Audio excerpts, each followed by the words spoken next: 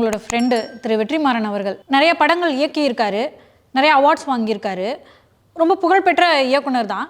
But producer அப்படின்னு அடுத்த அவதாரம் ஒன்று முயற்சி பண்ணார். கடையை மூடுறோம், கிராஸ் ரூட் ப்ரொடக்ஷன் இல்லைங்க சார் அப்படின்னு அறிவிச்சிருக்காரு. பார்த்தீங்களா சார்? பார்த்தேன். ரொம்ப வருத்தமாக தான் இருக்குது. மொத்தம் 3 படம்.